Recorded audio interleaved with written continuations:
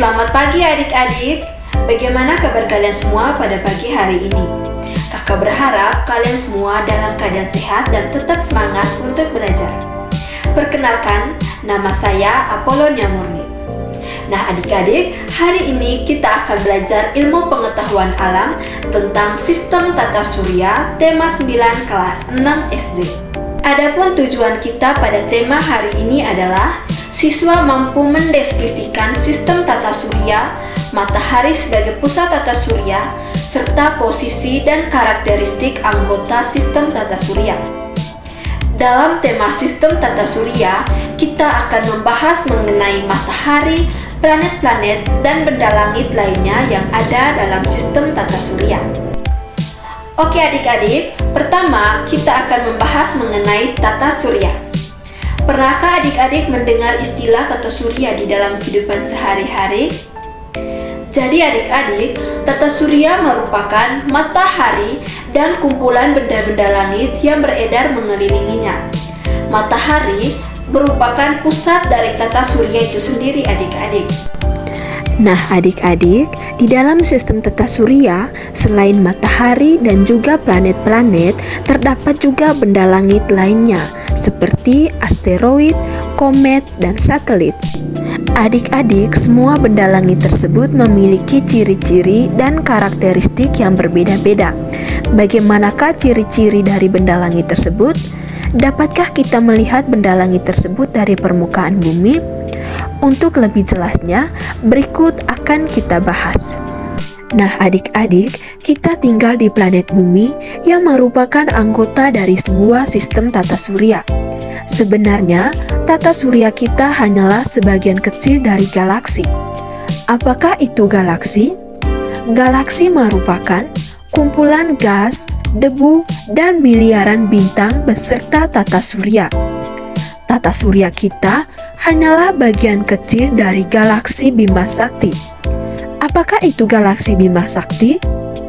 Galaksi Bima Sakti disebut juga dengan Milky Way, di mana Milky Way atau Bima Sakti ini adalah tempat sistem tata surya yang kita tempati saat ini adik-adik. Nah adik-adik, matahari adalah sebuah bintang. Bintang adalah benda langit yang dapat menghasilkan cahayanya sendiri adik-adik. Jadi, apakah itu matahari? Matahari merupakan bola gas yang bercahaya.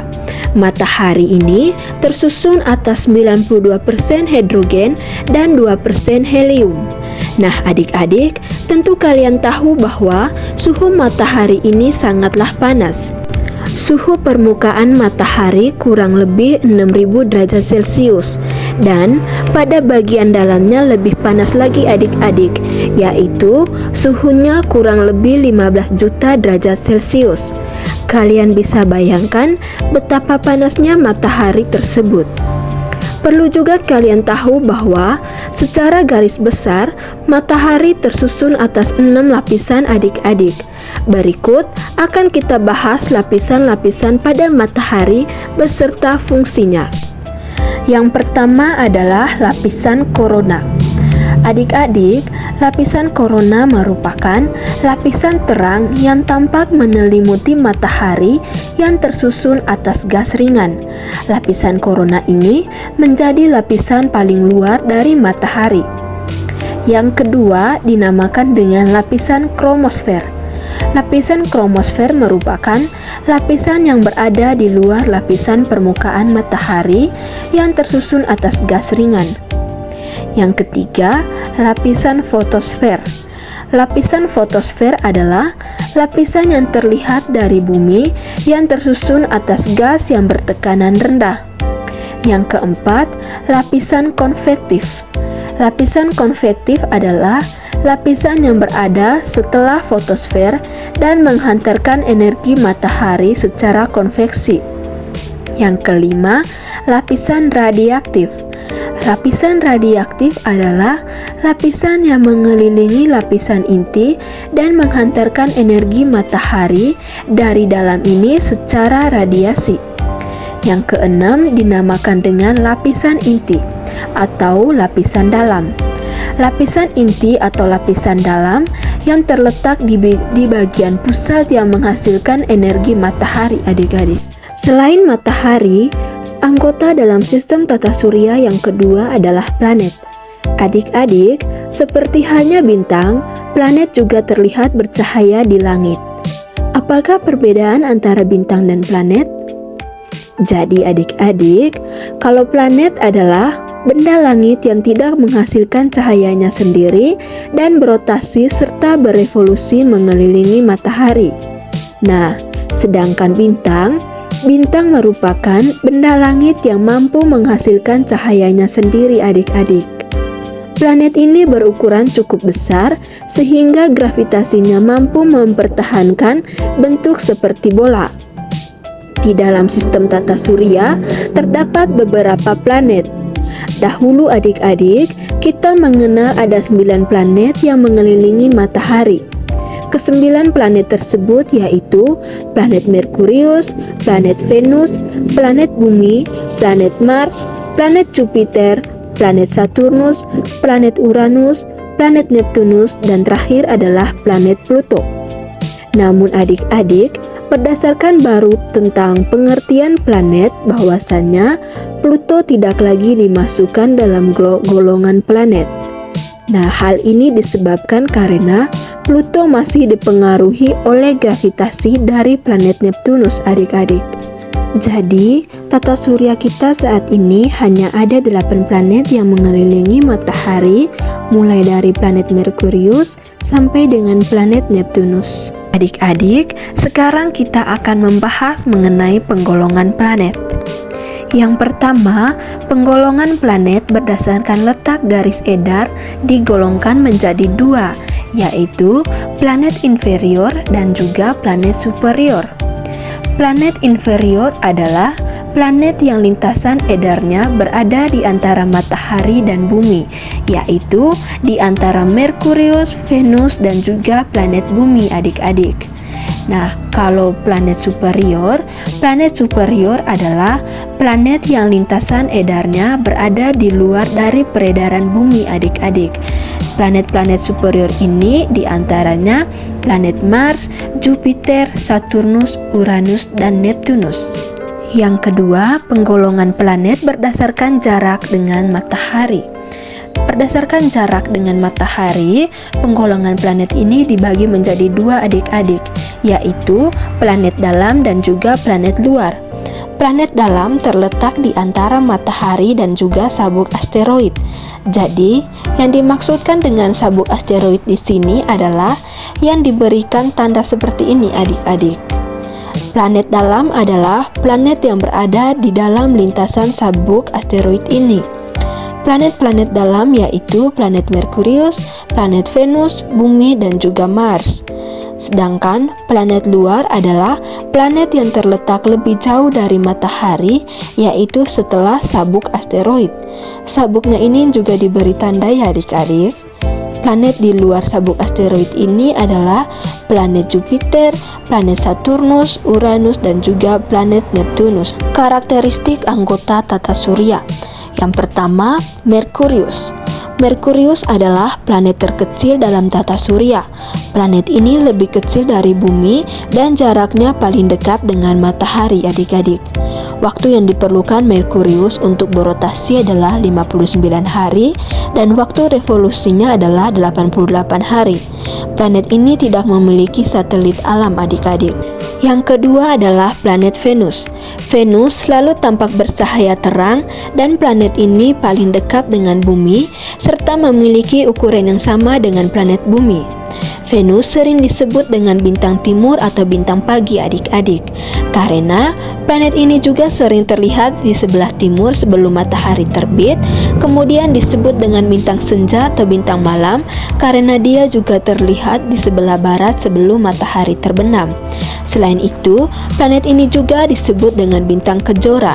Waktu atau kala rotasi dari planet ini yaitu 243 hari dan berevolusi selama 225 hari. Venus ini juga tidak memiliki satelit alam. Yang ketiga adalah planet bumi. Bumi merupakan satu-satunya planet di dalam sistem tata surya yang dihuni oleh makhluk hidup. Bumi merupakan planet ketiga dalam tata surya dan dekat dengan matahari. Kala rotasi bumi yaitu 24 jam dan revolusi 365 hari atau 1 tahun. Bumi memiliki satu buah satelit alam yaitu bulan. Bulan selalu mengelilingi bumi dalam peredarannya mengelilingi matahari. Yang keempat, Mars.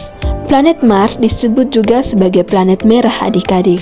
Planet Mars disebut planet merah karena jika dilihat dengan mata langsung atau teropong akan tampak berwarna kemerah-merahan. Adapun kala rotasinya yaitu 24,6 jam, sedangkan berevolusi selama 687 hari. Mars memiliki dua buah satelit alam yaitu Phobos dan Deimos. Yang kelima, planet Jupiter. Planet Jupiter adalah planet kelima yang dekat dengan matahari. Jupiter merupakan planet terbesar di dalam tata surya di mana kala rotasinya 10 jam dan berevolusi 11,9 tahun. Planet ini memiliki 79 satelit adik-adik. Yang keenam adalah planet Saturnus. Planet Saturnus adalah planet kedua terbesar di dalam tata surya selain Jupiter. Saturnus tampak memiliki cincin yang melingkarinya, yang sebenarnya cincin tersebut adalah bongkahan es yang berbentuk kerikil yang dilapisi es. Kala rotasinya yaitu 10,7 jam dan revolusinya 29,5 tahun adik-adik. Saturnus memiliki kurang lebih 63 satelit. Satelit yang paling besar adalah satelit Titan. Yang ketujuh adalah planet Uranus. Planet Uranus tampak berwarna hijau kebiru-biruan. Kala rotasinya 17 jam dan berevolusi 84 tahun. Uranus memiliki kurang lebih 37 satelit adik-adik. 5 satelit terbesar yaitu Miranda, Ariel, Umbriel, Titania, dan Oberon. Yang kedelapan adalah planet Neptunus. Neptunus merupakan planet yang terjauh dari matahari. Ukurannya lebih besar daripada bumi, tetapi tidak dapat dilihat tanpa alat bantu karena letaknya yang sangat jauh. Neptunus sering disebut kembaran dari planet Uranus. Rotasinya adalah 16 jam dan berevolusi selama 164,8 tahun. Neptunus memiliki kurang lebih 14 satelit. 3 satelit yang terbesar adalah Triton, Nereid, dan Proteus. Nah adik-adik, selain planet-planet dan juga matahari, di dalam sistem tata surya juga ada beberapa benda langit lainnya, seperti asteroid, komet, dan juga satelit. Oke adik-adik, sekian saja penjelasan kita mengenai materi sistem tata surya hari ini. Nah, untuk mengukur kemampuan adik-adik, kakak akan memberikan beberapa soal untuk latihan. Yang pertama, menurut adik-adik, apa itu pengertian sistem tata surya? Yang kedua, apa perbedaan dari planet dan bintang?